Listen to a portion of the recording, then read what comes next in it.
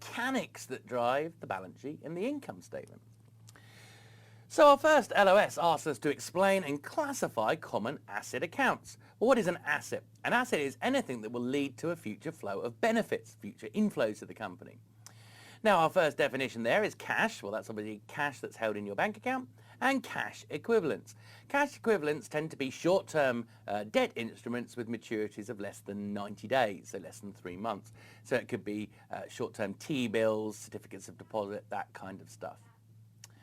Accounts receivable. Well, accounts receivable are going to arise due to the accruals process. We record sales at the time of the transaction, not when the cash flow is paid or received. What that means, therefore, is there will be sales in the income statement at the year end where we've yet to collect the cash from our customers. So we record an asset in the balance sheet indicating that our customers owe us that cash. And we could either call that accounts receivable maybe, or trade receivables, but it's amounts owed by our customers where we've sold goods but they've not paid at year end. Prepaid expenses.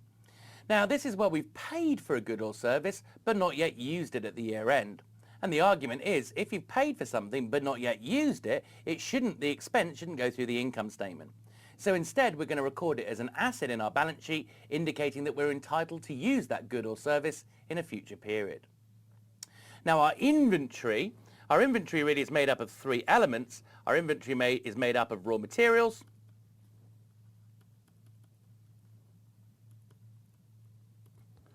work in progress, and finished goods. Now, if you're just a trading company that buys in goods and sells them on, it will just be finished goods. So raw materials are our components that we're going to use in the production process. Work in progress reflects the items that we've started to construct but haven't finished at the year end, so partly completed finished goods if you like. And then finally, finished goods are goods that we've completed but not yet sold at the year end. Now we also see our plant, property and equipment. Sometimes we will refer to these as tangible fixed assets because they have tangible physical form. Our plant, property and equipment represents all of the assets that we're going to use for continuing use, or the tangible assets that we're going to use for continuing use within the business. So in things like, of course, land, it's things like building, it's things like equipment, etc. Our next classification down there is just investment property. That tends to be things like real estate held for investment purposes. So you might have bought, let's say, an apartment building, and you've got that apartment building and then you're renting it out to generate income. Well, it would be an investment property because you're holding it for investment purposes. Intangible assets, these are again going to be long-lived assets like our plant, property and equipment. The difference is here we have no tangible physical form, so you can't touch, feel or stroke them. So they're going to be things like goodwill arising on acquisitions, but things like patents, royalty agreements, etc. And we'll talk more about all of these things as we go through financial reporting and analysis. Financial assets, these are going to be investment securities, so debt and equity held in other companies. And again, there's going to be different classifications of them that we'll look at later. Investments held under the equity method. Now you don't need to really worry about what the equity method is at level 1, but we will be seeing it heavily at level 2. You need to be aware that this is how we account for associates. What is an associate? An associate company is one which you have influence on, but not outright control. And we do something called a one-line consolidation. One line appears in our balance sheet, and one line appears in our income statement. So investments in our associates where we have influence but not control, we account for under the equity method. The other asset we've got here is a deferred tax asset. Now I don't want to get too much into deferred tax because we're going to see it later and it's going to cause us some headaches, I can tell you that right now. All you need to know briefly at the moment is a deferred tax asset arises because we pay more tax now, but we're going to pay less tax at a future date.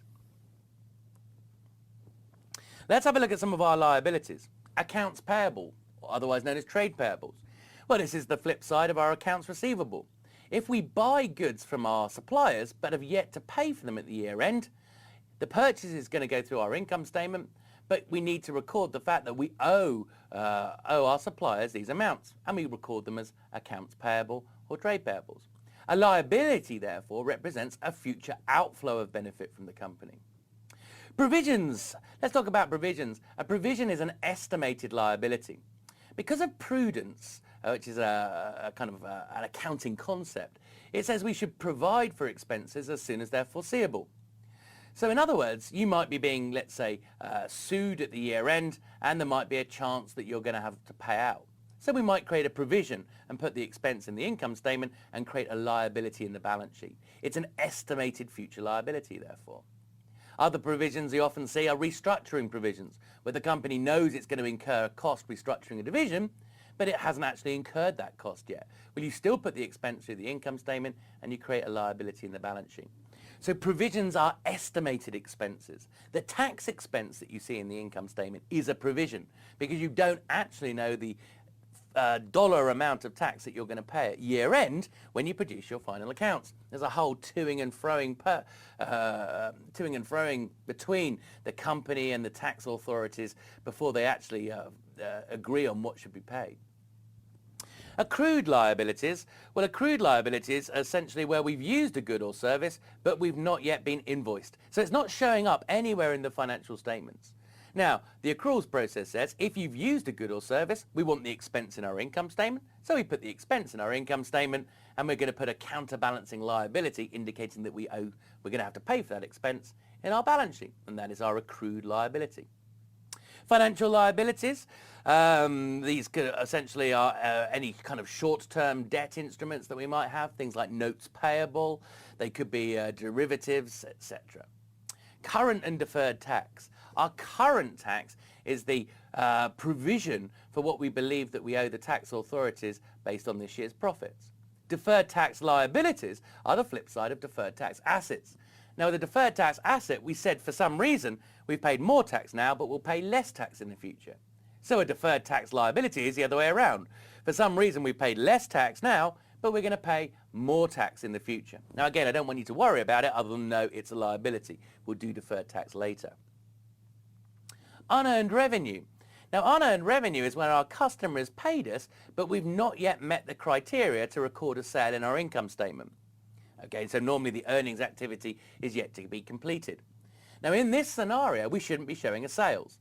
So when we receive the cash, our cash goes up, and we're also going to record a liability indicating that we owe our customer this good or service, and we call it unearned revenue. Debt payable, so these could be long-term bank loans, but they could also be bonds, so bonds that the company has issued. And a bond, of course, is nothing more than an IOU, a corporate IOU. The investors advance the cash to the company gives them a bond. On that bond, they will receive coupons until the end of the bond's life, and then they'll get par value back, $1,000. Okay, so those are our common liabilities. Let's turn our attention now to equity. We often refer to equity as a residual, because if we take our assets, subtract our liabilities, anything that's left over belongs to our stockholders. So what are we going to see? We're going to see capital at par value. What happens is the company must assign a par value to its stock. Typically, it will be $1 in the US, but it doesn't have to be $1. So they're going to put their capital in at par value. So let's say our par value for our company is, I'm going to say, let's have a par value of $1. And let's say that we issue 100 shares for $150. Now, if you issued 100 shares, your capital at par value is going to record 100. But if we received $150, our cash has gone up by 150. If equity only goes up by 100, how's the accounts going to balance? Well, that's where additional paid-in capital comes. Any amounts over and above par when you issued shares goes into additional paid-in capital. Now, typically under international accounting standards, rather than calling it additional paid-in capital, often what you'll hear it being called is the share premium account. So essentially, capital at par plus additional capital represents the cash that the company has raised when it issued shares. Now, it's when the company issued shares. Subsequent fluctuations in market value of the shares are not reported in the financial statements. At the end of the day, they're not the company's problem, that's the shareholders' problem. Okay, so we often call this contributed capital in aggregate. So it's going to be the common stock. Again, in Europe, you'd tend to refer to common stock as ordinary shares, but it's exactly the same thing. The voting shares, it would be the preferred stock or preference shares as well, non-voting shares that receive a fixed dividend. Our retained earnings, of course, are the key linkage between our income statement and our balance sheet. Every year, essentially, the retained earnings are going to change by, well, how much do they change by? That year's net income minus that year's dividend that is paid or proposed. So in other words, retained earnings increase each year by reinvested earnings. So it's just the cumulative amount of reinvested earnings since the company was set up. And actually you can use your retained earnings to pay out dividends even if you're loss making. They're called uncovered dividends in that scenario. We're also going to have our other comprehensive income items. Now our other comprehensive income items are any gains and losses that were generated that did not go via the income statement. And we're going to see a little list of them later, so I'm not going to go through them now. But they result from maybe unrealized gains and losses on investments, for example. It might be due to pension accounting. It might be due to how you convert your overseas subsidiary. So these are strange gains and losses that have not gone via the income statement and yet still represent gains and losses to the shareholders. We'll talk more about those later on. Now, here's a change. Non-controlling minority interests. Now, this is only going to see minority interests in group accounts. Now, the idea is if you acquire a subsidiary, and that's when essentially you have control over another company, you have to consolidate it, which means you take the parent company's assets and liabilities and you bring in the subsidiary's assets and liabilities. Now, you bring in 100% of that subsidiary's assets and liabilities regardless of whether you own 100% of shares or less. So let's imagine the scenario where we only own 80% of the share capital in a subsidiary. We still bring in 100% of its assets and liabilities into our group balance sheet. And the reason behind that is group balance sheets represent what you control, not what you own. Now that means we brought in essentially assets and liabilities that didn't belong to us. Now assets minus liabilities equals net assets. So we brought in net assets that did not belong to us but belong to other shareholders. So in our stockholders' equity, we're going to have what we often refer to as a non-controlling or minority interest. And it just represents the minority share of net assets in this subsidiary. So if the minority owned 20% of the subsidiary, we'd include 20% of the minorities, 20% of the subsidiary's net assets. Okay, now, minority or non-controlling interests under US GAAP used to be treated as mezzanine finance, which means essentially they were after debt but before you got to equity.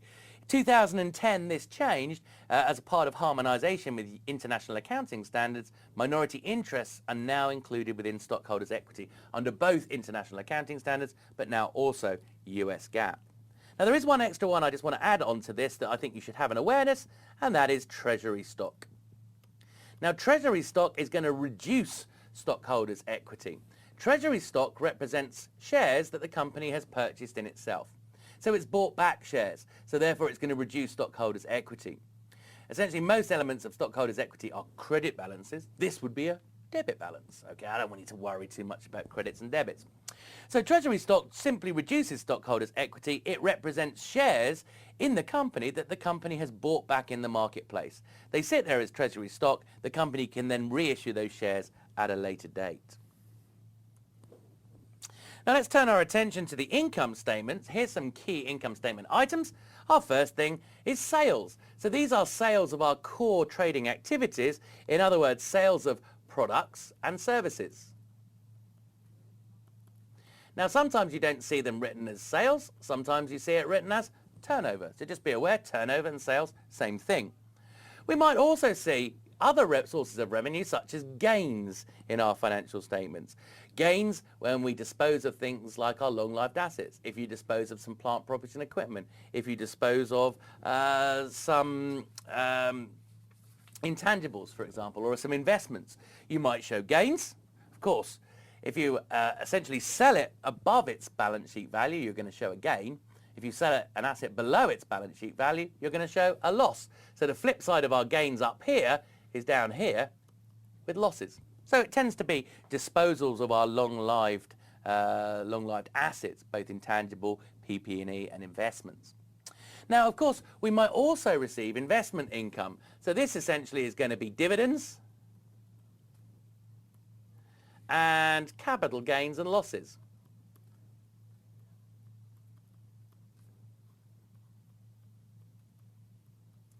So if we hold shares in other companies, then we're going to receive dividends on them. Now, of course, if we hold debt in other companies, we're going to receive interest. We might also make capital gains when we actually dispose of them. Now we're also going to see that certain type of investments, unrealized gains and losses, so changes in market value prior to disposal also go through the income statement, but only for certain investments. And I don't want you to worry too heavily about that right now. We'll define those a little bit later. Okay, so those are our sources of revenues. Let's have a look at our expenses. Revenues, of course, increase your net income. Expenses are going to reduce your net income. Your costs of goods sold. These are any costs incurred in producing the goods and services that you sell. So if you're a manufacturing company, it's going to be labor, it's going to be production overheads, it's going to be materials, etc., etc. So the cost of goods sold, any cost in manufacturing and completing essentially the goods for sale. Now once your good is finished, any additional costs do not go through cost of goods sold. So let's have a look at sales, general and admin. SG&A. Sales, general and admin essentially includes any costs involved in selling a product, any general and administration costs. So these are any costs that the company incurs in its day-to-day operations, but which don't directly relate to the production of goods. So it could be the rent and rates on your head office, for example, that kind of thing. Directors' salaries could be treated in sales, general and admin. The auditors' fees, legal fees, all would go through sales, general and admin. Now you should be aware that under both US and GAAP and international accounting standards, you do not need to split cost of goods sold and sales, general admin out on the face of your income statement. Okay, but if you don't split them on the face of the income statement, you will have to show the split in your footnotes. Now as well, we might see depreciation and amortization. Now, we're going to talk about depreciation and amortization a little later on, so I don't want to get into a huge amount of detail, but it's to do with our plant, property and equipment and our intangibles. The idea that we're releasing costs over time, and the cost that we release from the balance sheet for PP&E is depreciation. The cost we release from the balance sheet for intangibles is known as amortization. Now, you might find depreciation and amortization go through either cost of goods sold or sales, general and admin. If it's depreciation of plant, property and equipment that you use in the production process, it would go through cost of goods sold. If it's depreciation on things like directors' cars that aren't used in the production process, you'd expect it to go through sales, general and admin. Interest, what does interest represent? Interest represents essentially the cost of financing our debt. So it's going to be made up of coupons that we pay to debt holders, interest payments to debt holders, but we're also going to see it's a little bit more complicated than that later on. We've then got our tax expense, and again our tax expense is going to be more complicated than just what we owe the tax authorities based on this year's taxable income. We're going to see tax expense is made up of three elements. It's made up of taxable income, tax charged on taxable income, tax payable as we call it, but it's also made up of changes in deferred tax assets and deferred tax liabilities. Again, don't worry about that now. We are going to come and talk about that a little later. So our next LOS says explain the accounting equations. Now these are going to be critical. If you understand these, everything else that you do in financial reporting and analysis is going to be a lot easier. Now first one we can see there is the income statement relationship. Revenues minus expenses equals net income. Fairly straightforward. But then we've got some balance sheet equations, and these are going to be critical. Now because of double entry bookkeeping, assets equals liabilities plus owner's equity. So if assets increase, either liabilities or stockholders' equity would have to increase. Okay? And that's as a result of double entry bookkeeping. Now double entry bookkeeping, if you want a boring fact that might be useful in some kind of quiz at some point in the future, double entry bookkeeping is the only word in the English language with three double letters in a row. Double O, double K, double E. Fantastic. Okay, so look, balance sheet equation. By definition, it always must balance. That's why we call them balance sheets. Assets will always equal liabilities plus owner's equity. So in other words, if a transaction affects one of these areas, either assets, liabilities or equity, there must be a counterbalancing transaction elsewhere to keep that balance sheet relationship working. And we're going to talk about that process in a little while and give you some examples of transactions. Now, of course, if assets equal liabilities plus owner's equity, if we were to subtract liabilities from both sides, we get assets minus liabilities equals owner's equity. Now, assets minus liabilities we often refer to as net assets. Now, net assets tends to be a European phrase. You tend to often refer to it as net worth in America. So just be a little bit aware in the exam they may be used interchangeably. They talk about net assets, they talk about net worth, they mean the same thing. So assets minus liabilities equals stockholders' equity. We mentioned before, take your assets, pay off your liabilities, anything that remains belongs to your stockholders. Now, owner's equity equals contributed capital and retained earnings. We saw this earlier. Contributed capital are the amounts paid by shareholders to acquire shares, split between par value and additional paid-in capital. Retained earnings, remember, are the key linkage between the income statement and the balance sheet.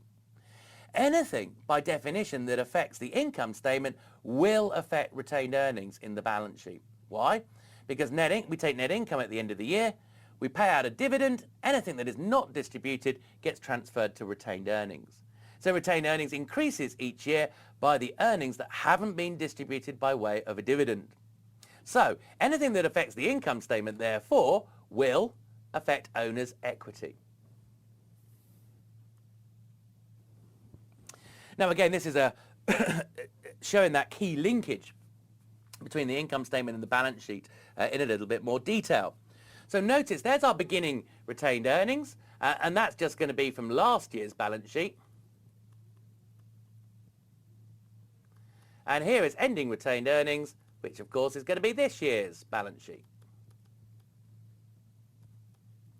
And all we're doing is reconciling between them. And we're saying, look, retained earnings will go up by this year's profits, net income.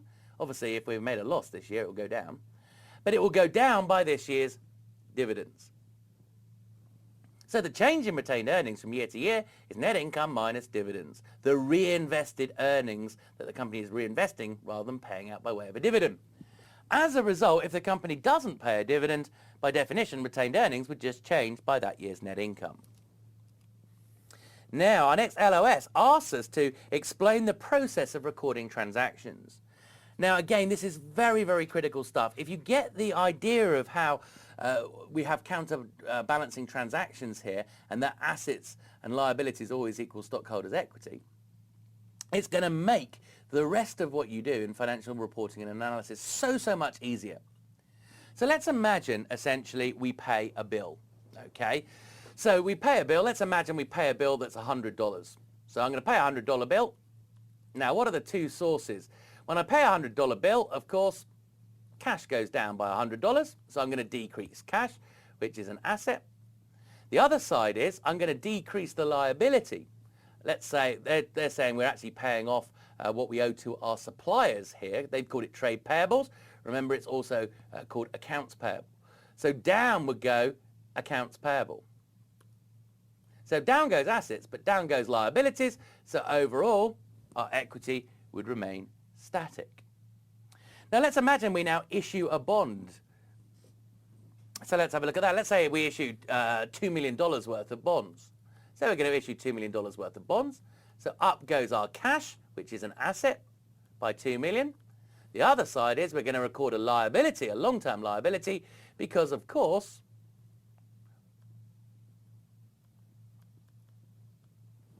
we owe these amounts eventually back to our debt holders. So up goes cash and up goes liabilities.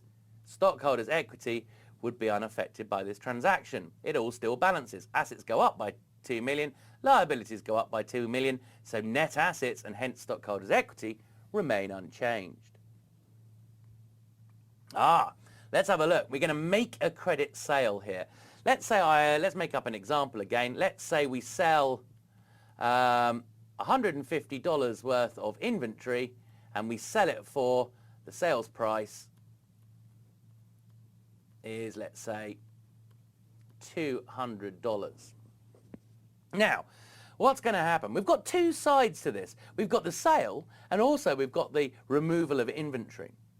So what we're going to do, essentially, and I think it's going to be easiest just to blank a little bit of text out here so we can fit this in. Let me just do that. Let's blank this out. Oh, I don't want it to be red. That's going to be confusing. Come on, change to white. Okay, there we go. So I'm just going to blank it out very briefly. Now, Let's deal with the sale of 200. What we're going to do here with the sale price of 200 is we're going to increase our accounts receivable, trade receivables, because our customer owes us now $200, so we're making an assumption that it's a credit sale here. And of course, the other side is in the income statement, we're going to increase sales by $200. Now also we've got the inventory. If we've sold the inventory, it's no longer in our balance sheet, so we need to reduce it. So we're going to need to reduce inventory. Now of course inventory is also an asset, and we're going to reduce that by 150. The other side of that transaction appears in the income statement in our cost of goods sold, which is an expense, 150. So notice we've now got net income of 50, and we've got overall an increase in assets of net increase in assets of 50 as well. So how is this reported? Our assets are going to go up by a net amount of 50. Liabilities are unaffected. So actually what's going to happen, because net income is $50 higher, retained earnings are $50 higher, and as a result your stockholders' equity would go up by 50. So notice now net assets have increased by $50, stockholders' equity is increased by $50. So, as you can see in the balance sheet, inventory goes down, accounts receivable goes up, and we saw the net of that was $50 increase, and we saw that equity went up by $50 in retained earnings. And of course, that was as a result of more earnings in the income statement. Sales went up by 200, cost of goods sold went up by 50, and as a result, net income, and hence retained earnings in the balance sheet, increased by $50. Let's have some purchases of materials on credit. Let's say we buy $500 of materials on credit. Okay, if we buy $500 of materials, up goes our inventory by $500, which of course is an asset. But if we bought them on credit, we've not yet paid for them, so up goes our accounts payable by $500. So notice both assets and liabilities would go up by $500. Stockholders' equity would be constant. Let's have a look. We issue some equity. Let's say we issue $5 million worth of equity. What's going to happen here? Well, of course, if we issue $5 million of equity, we get $5 million of cash. So up goes cash by $500 million, which is an asset, so our assets increase. The other side, of course, is we need to increase our contributed capital. And of course, we would split it between common stock and additional paid-in capital. But up goes our equity, contributed capital, by $5 million as well. So up goes equity, up goes assets. Notice this time, liabilities are constant and unaffected. So equity's gone up, net assets has gone up. We incur an expense, which means we need our expense to go through the income statement. We've incurred an expense, but we haven't paid an expense here. Let's imagine it's our rent. So our rent is essentially due, and let's say we're paying $500,000 for our rent. Okay, now, of course, because we've occupied our premises, we want $500,000 to go through the income statement in our sales, general, and admin. Let's say, so increase sales, general, and admin, which is in the income statement. Now, if we increase sales, general, and admin, we've got more expense. If we've got more expense, then of course our net income would be lower by $500,000. The other side, because we've yet to pay, we need to record this as a liability. So we're going to increase a liability, indicating that we owe our landlord, presumably, $500,000. So notice what's happening here. Liabilities are going up. Equity is going down by the same amount. Assets are unaffected. Now let's say we then come to pay off our rent. So we come to actually pay our landlord. So this time we're actually going to pay our $500,000.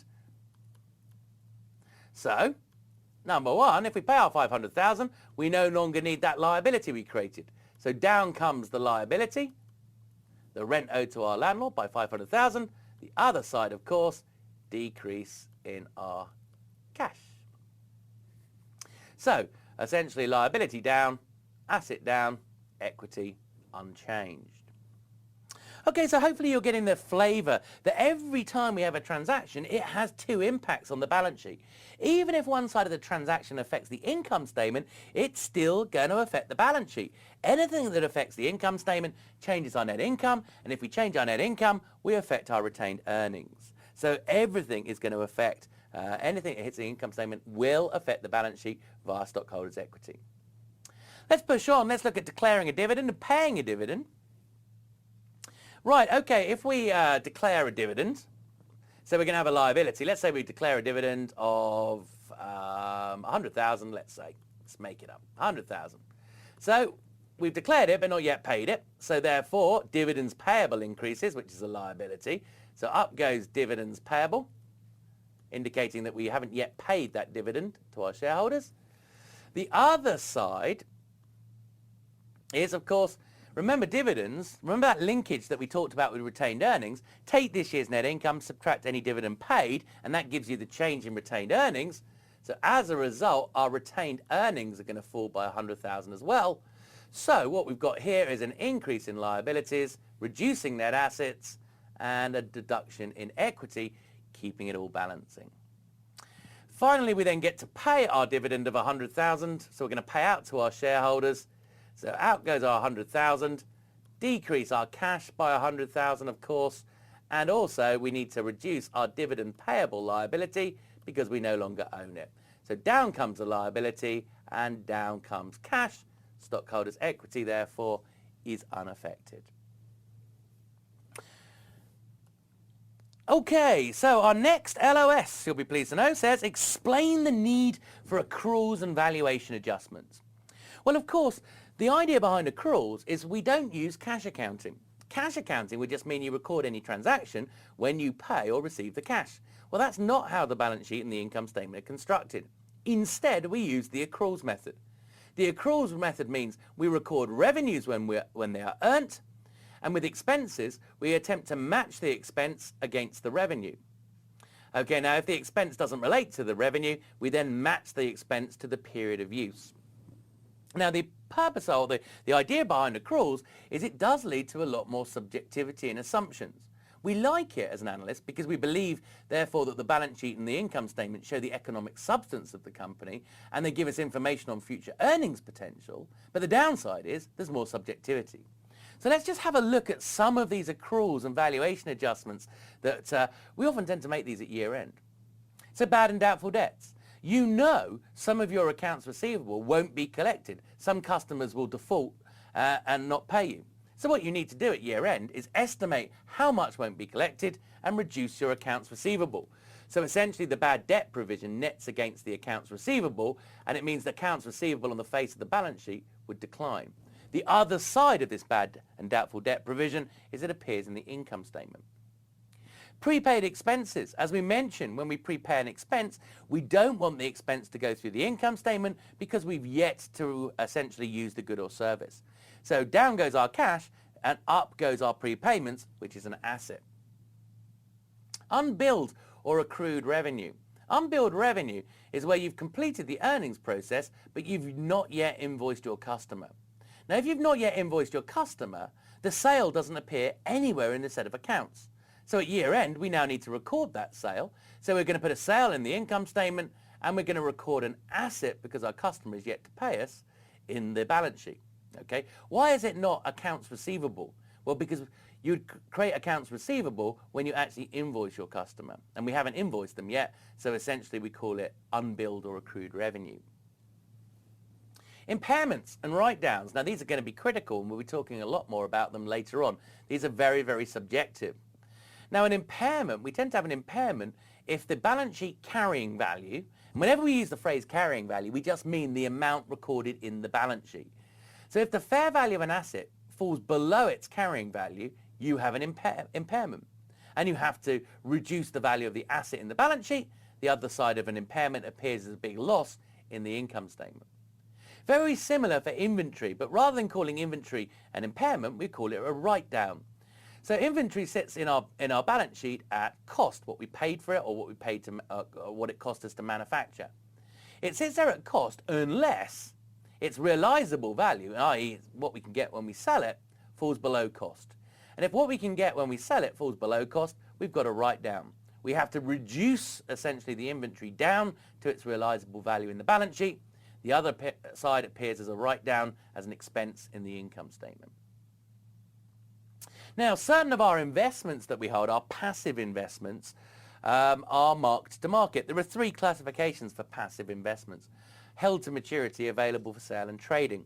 Now, we'll talk about them in more detail later. But you should be aware, in the balance sheet, we mark certain ones, the available for sale and the trading securities, to market. So in other words, if the market value has gone up, you need to increase the balance sheet value of the asset. So you do that for the balance sheet, under available for sale and trading securities. Now, the other side of the double entry differs depending on whether you treat it as an available for sale or trading. The unrealized gain or loss as a result of your mark to market under available for sale securities goes directly to stockholders' equity. Directly to stockholders' equity, not via the income statement. Don't collect $200. I think that's what it is in Monopoly, isn't it? So any unrealized gain or loss on available for sale will go directly to stockholders' equity, one of those strange comprehensive income statement items we mentioned earlier. Any unrealized gain or loss on trading securities as a result of their fluctuation in market value gets taken to the income statement. But more on that later. So at year end, we're going to have to mark to market certain of our passive investments. Accrued expenses. If we know we've incurred an expense, but we've not yet received the invoice, we still want the expense in our income statement, and we're going to record a liability in our balance sheet. Now, your classic example of an accrued expense, let's imagine your telephone bill. Now, of course, with your telephone, let's say your cell phone, you make your calls all throughout the month, but you don't receive the invoice from your phone company until after the month. Now, if the company knows it's incurred those expenses, it's going to have to put that expense in its income statement and create an accrual in its balance sheet, which is a liability. So, for any expense which you know you've incurred, but you've not yet received the invoice, you're going to create an accrual in the balance sheet, and you put an expense in the income statement. Deferred or unearned revenue. This is simply when the customer pays us, but we've not yet completed the earnings process. In order to record a sale, you need to have completed the earning process and have reasonable assurance that the customer will pay you. If we've not yet completed the earnings process, we can't record the sale. So up goes our cash, and rather than increasing a sale, instead we'll increase a liability called unearned revenue, indicating that essentially we've not yet completed the earnings process. Once we do finish the earnings process, we eliminate the unearned revenue liability and put it into the income statement as a sale. And then finally at year end, we also need to include any provisions.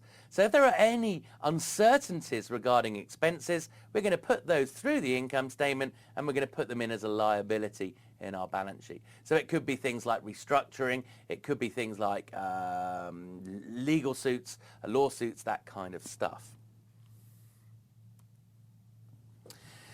Okay, our next LOS says explain the relationships amongst the financial statements. Now, hopefully we've seen a little bit of this already when we were looking at how our double entry, if you like, and the balance sheet equation meant that every time we affected assets or liabilities, we also affected stockholders' equity. It always was in balance. So if you remember, by definition, anything that increases or decreases net income in the income statement will affect the balance sheet. And it will affect the balance sheet, of course, via retained earnings. So net income hits the statement of changes in owner's equity. We take the net income for the year, subtract the dividend. That gives us the change in retained earning. Okay, so essentially we're seeing net income in the income statement. It's going here where we do net income minus dividend, which is the change in retained earnings, and therefore the change in retained earnings then goes to the balance sheet and is added to our retained earnings line. Okay. There are other linkages between the balance sheet and the income statement. In the balance sheet, we have our plant, property and equipment and our intangibles. And already we've said that we're going to depreciate or amortize them. And every time we depreciate them, essentially, you're going to reduce the value of the asset in the balance sheet. The other side is we put a depreciation expense through the income statement that reduces our earnings. Okay, what about the link between the income statement and the cash flow statement? Well, of course, net income isn't necessarily the same as cash generated. So what we're going to do is take our net income, strip out all of the non-cash elements to get something that we're going to refer to as cash flow from operations. So we're going to see that a little bit later. Essentially, it's net income, add back any non-cash charges, anything that's gone through the income statement that isn't cash, i.e. things like depreciation and amortization, and then essentially we'll subtract any increase in what we call non-cash working capital. Okay, so that any change in working capital, and I'll put non-cash next to it. Now again, I don't want you to worry about that just yet. We're going to do cash flow statements, and we'll talk about that more a little bit later. But of course, the total cash flow statement, we have three classifications, CFO, CFI, and CFF. Don't worry about those just yet. But the cash flow statement shows us the change in cash. So when we go to the balance sheet, of course, we should be able to confirm that by looking at this year's cash balance and comparing it to last year's cash balance. Okay. So there is linkages, in other words, between all those financial statements, and as we go through financial reporting and analysis, those linkages should be becoming more and more second nature to you. So hopefully this will come as we go through. So our next LOS asks us the accounting system flow. So first of all, every time the company has a transaction, it puts them through its journal book, a book of journals. This just includes every debit and every, that should be DR, every debit and every credit. All the debits and credits for every transaction. So we invoice a customer. We go credit sales, debit accounts receivable. We buy some goods. We go debit purchases, credit accounts payable. So all of the day-to-day double entry bookkeeping goes through the journal entries. It's just a huge list of debit and credit entries. Now again, you don't need to worry about debits and credits for the exam. Now, once we've got all of the double entry going through these journal entries, at the end of the year, what we're going to do is extract all of the entries and produce T accounts. Every item in the balance sheet, every item in the income statement is going to have its own T account. Let's just imagine one. Let me just make one up for you. Let's imagine it's our accounts receivable. So I'm going to draw you a T account here. So you can see why they're called T accounts, because they look like a T. So this is our accounts receivable T account. Now, of course, what you'll have in it is the amount of accounts receivable brought forward from the previous year, which will be last year's balance sheet figure. So let's say we've got $100 owed to us. Now, what would increase that amount? We then go back to our journal entries and we pick out all of the credit sales. So every time we've sold goods on credit, we'll sum those all from the journal entries and put them in. Let's say we've sold $2,000 worth of goods on credit. We'll also look at the journal entries to see if anything else that affects accounts receivable. And in particular, it's likely to be the cash that we receive from our suppliers. So let's say that we've got 1,800 of cash collected from suppliers. Sorry, cash collected from suppliers? Cash collected from customers. Now what you do then is you total off your T accounts at the end of the year, 2,100, 2,100. They both sides have to be the same. Now you'll say to yourself, hang on a second, that right-hand side has only got 1,800. So the balancing figure, if you like, it's just a plug figure. Our balancing figure will be 300, and this will be the carry forward figure. And the carried forward figure is just going to go to this year's trial balance. So we extract them and take them to the trial balance. Whoops, can I fit it in? Just about. So we have a T account essentially for every single item in the balance sheet and the income statement. And all we're doing is using the T account to summarize all of the debits and credits coming from those journal entries. Why? In order to get a carried forward figure that we're going to take to a trial balance. So let's talk about our trial balance now. So our trial balance, once we've got those carried forward figures from our T accounts, all it is just a list of all of those carried forward figures. Assets, liabilities, revenues, and expenses. Now, again, it's called a trial balance because the total amount of debit balances will equal the total amount of credit balances, unless our double entry bookkeeping's gone wrong, of course. So, in other words, the amount of credits should equal the amount of debits, which is why we call it a trial balance. But so far, we've only picked up on the double entry that has gone through the journal entries. Now, there are certain things that won't go through the journal entries called our year-end adjustments. So we're then going to make our journal adjustments. So, for example, what type of things do we have on our journal adjustments? We might want to depreciate the depreciation of our PP&E, for example. We might have impairments that we need to record. Ooh, impairments, spell it right. We might have write-downs of inventory. We might need to record provisions, estimated expenses, restructurings, etc. like that, if we haven't incurred the cash yet. So essentially all we do is we make these year-end adjustments. Oh, another year-end adjustment, I mean there are more than this, but I just want to give you a flavour. The other year-end adjustment that we just talked about essentially would be the unrealised gains on mark-to-marketing of our trade securities and are available for sale. So essentially, let's call that mark-to-market adjustments. So essentially these journal adjustments are just debits and credits. Again, the total of the debits will equal the total of the credits so that the balance sheet equation still holds. So we make all of our year-end adjustments as a result of the accruals process. Other things will be bad debt provisions. We know some of our accounts receivable won't be collected, so we reduce the accounts receivable. So there are far more year-end adjustments than we make than I've put out here, but I just wanted to give you a flavour of what kind of things are happening. So once we put our journal adjustments through, we extract another trial balance, and we refer to that as the adjusted trial balance. So again, all it is a list of all of the debits and credits. It's a list of all of the asset balances, all of the liability balances, all of the revenue balances, all of the expense balances. And from this trial balance, we produce our income statement and our balance sheet. So that's what we use to produce the final financial statements. So that's how the flow of information flows through a firm and it is used to produce a set of financial statements. Almost there with this reading. Last real LOS says explain the use of results, i.e. financial statements, in security analysis. Now, of course, all we're simply saying here is be very careful. We can't just take the balance sheet and income statement and use it for security analysis. Why? Because there are loads of estimates and judgments going through because of the accruals process. And as a result, the analyst needs to make sure that they believe that those estimates and judgments are fair. Okay.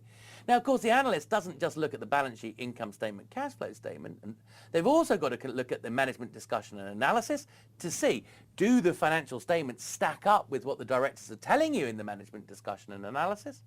And also, of course, within MD&A, if they've changed their accounting policies, which would reduce our comparability year on year, they should be disclosed. The big place, though, and it's absolutely critical for our analysts to look, is the footnotes.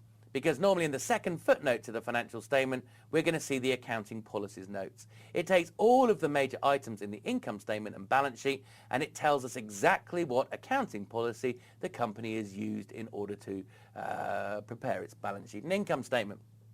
So, in other words, if you're going to compare between two firms, you need to compare like with like. If two similar firms have chosen different accounting policies, they are not directly comparable, and you would need to adjust the financial statements of one company to bring it in line with the other. The only way you're going to pick up that they're using different accounting policies is if you review the footnotes. So what we're simply saying, therefore, is we need to review, as an analyst, all of the estimates and judgments at year end. We need to also review any changes to the accounting policy for the firm year to year, and also, if we're comparing between firms, differences in accounting policies between those two firms.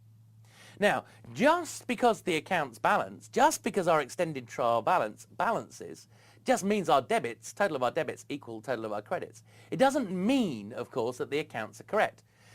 You can fictitiously make up a sale, for example. As long as I go credit sale in the income statement, debit something else elsewhere, the balance sheet is still going to balance. The income statement will still agree. Okay, so all it means, essentially, it's an idea that we've got our total debits equal our total credits. It's an indication that the bookkeeping hasn't gone awry, but it doesn't mean it's correct. So just be a little bit aware of that. The key for the analyst is they want to see the true picture of company performance. And we'll keep coming back to this phrase. What they want to see is economic substance. I can't write today. Economic substance. So you've got to review the estimates and judgments, the critical accounting policies, and ask, do you believe that that shows you the economic substance of the company? If you don't, then you're going to have to make adjustments before you calculate your ratios. Okay, let's have a quick look at a financial reporting problem. So, which of the following would most likely change our stockholders' equity? Collecting our accounts receivables. Well, let's think about the double entry there. If we collect accounts receivable, up goes cash, down goes accounts receivable, which are both assets. So up goes an asset, down goes an asset. Nothing happens. So that's not going to change equity or liabilities. Let's imagine as well, let's skip C, declaring a dividend. We've seen this already. Increase a liability, dividends payable. And the other side of declaring a dividend would typically be reducing retained earnings. Selling a 5-year-old machine. Possibly it could change equity, because remember, the change in equity, what the accountants do at the time of disposal is they look at the proceeds they receive from the disposal of some plant, property and equipment. They then compare it to the balance sheet carrying value of that asset at the time of disposal, and any difference gives you essentially the accounting gain or loss that goes through the income statement. So if the proceeds are greater than the balance sheet carrying value at the moment of disposal, you get a gain. If the proceeds are lower, you get a loss. Now, of course, theoretically, if the proceeds equaled the balance sheet carrying value, there would be no gain or loss. Nothing would go through the income statement, so retained earnings would be unaffected. So I'm going to go for, therefore, C, because that always will have an impact. I think that is a little bit cheeky, because B, chances are, if the proceeds differ from the balance sheet value at disposal, that would also affect gains and losses in the income statement, and as a result, retained earnings. Okay, but we know declaring a dividend will always. So a little bit tricky, nasty question, that one.